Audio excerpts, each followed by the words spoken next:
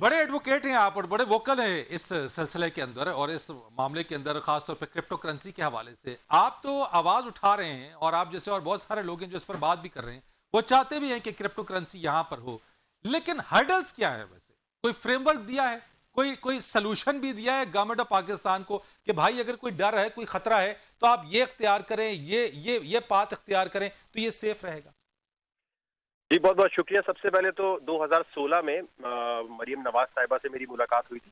उनको मैंने बताया था जब बिटकॉइन की कीमत थी $215 के करीब, कि किस तरीके से इसको हम पाकिस्तान में लाकर राइस, टेक्सटाइल, इससे भी ज्यादा पैसा कमा सकते हैं, लेकिन शायद उस वक्त उनको नहीं समझ आया। और फिर उसके बाद इमरान खान साहब की जब हुकूमत आई तो फवाद चौधरी साहब से बहुत लंबी लंबी हमारी बात होती रही है इस हवाले से, और बड़े प्रो क्रिप्टो थे वो, लेकिन अनजान पता नहीं उन्होंने इस दफा ये क्यों बात की है। जब यहाँ से कहीं से कुछ नहीं हुआ तो फिर मैंने कोर्ट का रास्ता इख्तियार किया था, बहुत सारे वकला हजरात से बात की, लेकिन क्रिप्टो की बारे में 2019 में नहीं पता था तो मैं इन पर्सन ही चला गया था कोर्ट में। लेकिन सिंध हाई कोर्ट की बहुत नवाजिश है और ऑनरेबल जस्टिस करीम खान आगा साहब जो है वो वाहिद है जिन्होंने चीज को समझा, और उसके बाद उन्होंने कमेटी तश्कील दी है अभी इसके हवाले से, जिसमें डिप्टी गवर्नर साहिबा सीमी कामिल है, सिक्योरिटी एक्सचेंज कमीशन के चेयरमैन है, बाकी तमाम जो स्टेक होल्डर्स हैं उनके साथ 3 महीने से मीटिंग चल रही है हमारी। और वो कोर्ट ने कॉन्फिडेंशियल रखने के लिए कहा है तो उसके हवाले से तो नहीं कह सकता, लेकिन पॉलिसी मेकर्स बिल्कुल चाहते हैं क्रिप्टो को रेगुलेट करना। और फवाद चौधरी साहब ने क्योंकि इंफॉर्मेशन मिनिस्टर है तो हुकूमत के बगैर तो उन्होंने अपना ओपिनियन नहीं दिया होगा, इस पे इमरान खान साहब का ओपिनियन या वजीर खजाना का ओपिनियन होगा, लेकिन बिल्कुल गलत और बेबुनियाद अच्छा, है। क्या ये सेफ है वकार? मुझे तो पहले ये बताइएगा कि अब इसकी कोई कोई कोई रेगुलेशन तो आप चले बाद में आएगी, लेकिन यहाँ पे इसकी इसकी कोई रजिस्ट्रेशन, कोई तरीक़ेकार, क्योंकि दुनिया के अंदर लोगों ने इसमें नुकसान भी बहुत किया। जी देखिए, नुकसान तो सबसे पहले 151 का डॉलर था, आज 177 का हो गया, तो पड़े पड़े पैसा तो मेरा डी वैल्यू हो गया। नुकसान तो रोड पे जाते हुए गाड़ी मार देती है तो हो जाता है, जिसके नसीब में नुकसान है उससे तो कोई बचा नहीं सकता। लेकिन अमेरिका में 2013 से इसके एटीएम क्यों लगे हुए हैं? अगर ये कोई बहुत ही नुकसान वाली चीज है या मनी लॉन्ड्रिंग या टेरर फाइनेंसिंग को सपोर्ट करता है, एफएटीएफ ने क्यों नहीं ये कहा कि हम कंप्लीटली इस पे पाबंदी लगाएंगे अगर किसी मुल्क ने इसमें काम किया? एफएटीएफ की नई गाइडलाइंस है कि इसको फौरन रेगुलेट करें वरना इसकी ब्लैक मार्केट ग्रो हो जाएगी। अभी देखें 20 बिलियन की बात अगर वो कर रहे हैं, चले हम इसको हाफ भी कर लेते हैं, तो क्या उस पैसे का पता है पाकिस्तान की हुकूमत को कि किन लोगों ने इन्वेस्ट किया हुआ है, कहां जा रहा है, क्या उसके कोई केवाईसी कोई उसकी चीज हुई है? देखिए, इंटरनेट की दुनिया में क्रिप्टो को पाबंदी लगाने से नॉन फंजेबल टोकन यानी हमारा डिजिटल आर्टिस्ट महरूम हो जाएगा। मेटावर्स की टेक्नोलॉजी जिसमें पाकिस्तान की जमीनें इंटरनेट की दुनिया में बिकनी है, वो तमाम से आप महरूम कर देंगे। तो सिर्फ ये बिटकॉइन या क्रिप्टो ट्रेडिंग या फ्यूचर लेवरेज की बात नहीं है। देखिए, फ्यूचर ट्रेडिंग एक बिल्कुल ही अलग कहानी है कि आपने उधार लेकर ट्रेडिंग की, वो तो स्टॉक में भी पैसा, गोल्ड ट्रेडिंग में भी जाया होता है, वो एक पार्ट है इसका।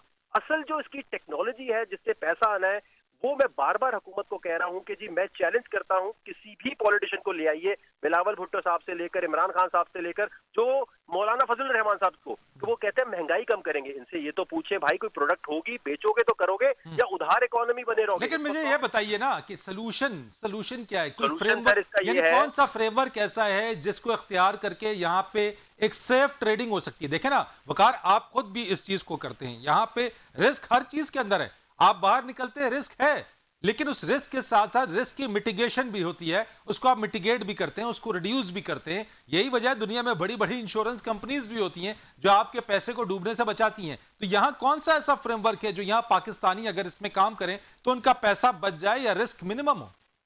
देखिए, इसके अंदर जल्दबाजी और बेसब्रे लोगों का पैसा हमेशा डूबेगा, और इसके अंदर सबसे ज्यादा जो इंपॉर्टेंट चीज है, एक सेपरेट बॉडी बनाने की तरफ हमें जाना चाहिए।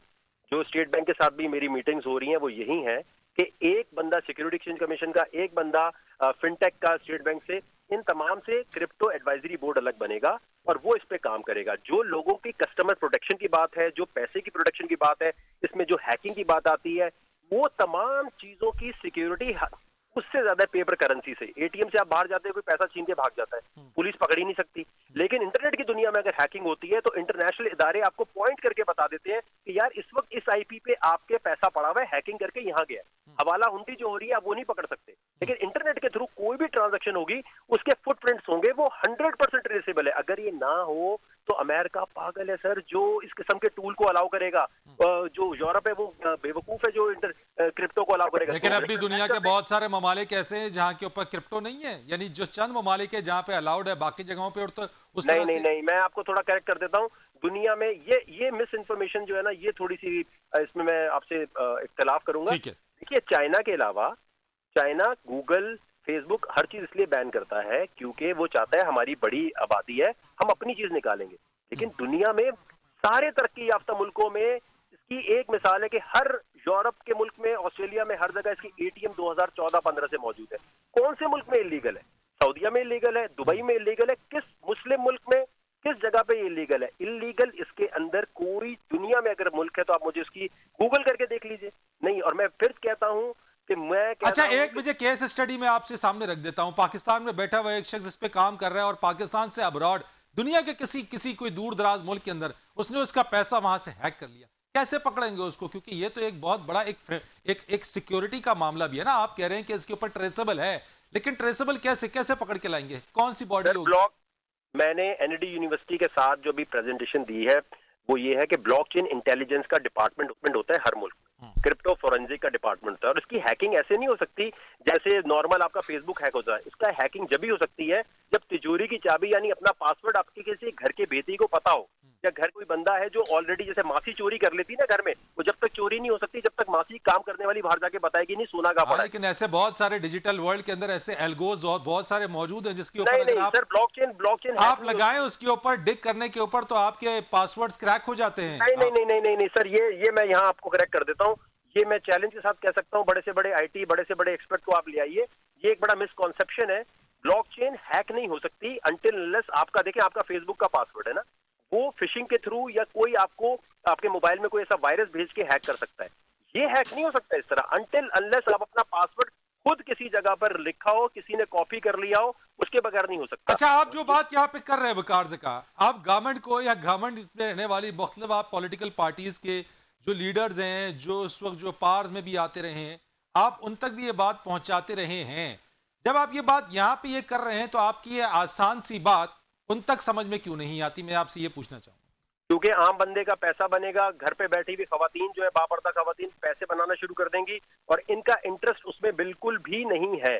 इनका इंटरेस्ट, जो बंदा जिस मुल्क में पबजी बैन कर दें, जिस मुल्क में इलेक्ट्रॉनिक स्पोर्ट्स को बैन करने की तरफ चला जाए, उस मुल्क की सोच क्या होगी? डिजिटल इकोनॉमी की ये बात करते हैं और डिजिटल करेंसी को बैन कर रहे हैं। जरा इनसे ये पूछें, दुनिया में कभी ऐसा होता है? इस वक्त पाकिस्तान सिर्फ मैं आपको एग्जांपल देता हूँ, जितने क्रिप्टो के एक्सचेंजेस पाकिस्तान में काम कर रहे हैं, अगर मेरे हाथ में हो, मैं इमरान खान की जगह हूं, मैं इन सबको नोटिस भेजूं कि तुम पाकिस्तान में सर्विस दे रहे हो, $1 बिलियन जमा कराओ, $1 बिलियन जमा कराओ, ये 1 मिनट में देंगे। ये पाकिस्तान को जो सर्विस दे रहे हैं इन पे पेनल्टी तो लगा दो मेरे भाई।